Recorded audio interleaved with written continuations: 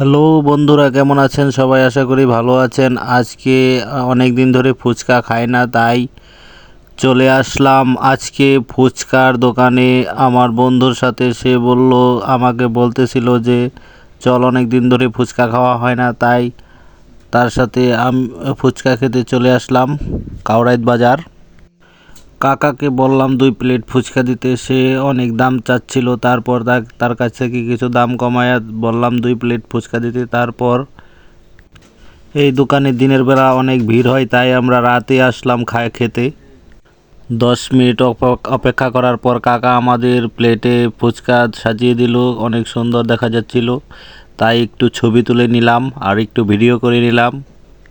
ভাবলাম যে আপনাদের সাথে একটু শেয়ার করি খাওয়ার দৃশ্যটা, তাই ভিডিও করে নিলাম। দেখতে পাচ্ছেন আপনারা কি সুন্দর বানিয়েছে ফুচকা। মানুষে বলে যে কাকার ফুচকা অনেক স্বাদ, তা আজকে প্রমাণ পেলাম। আজকে অনেক সুন্দর ফুচকা বানাইছে চাচা। এই দোকানের ফুচকাগুলো অনেক বড় বড় ছিল, অন্য দোকানে ফুচকা এত বড় পাওয়া যায় না। ফুচকা খাওয়ার শেষে আমরা চাচাকে বিল দিলাম, সে বিল নিল। তারপর আমরা বিল দিয়ে চলে আসলাম। ভিডিওটা কেমন লাগলো কমেন্টে জানাবেন সবাই।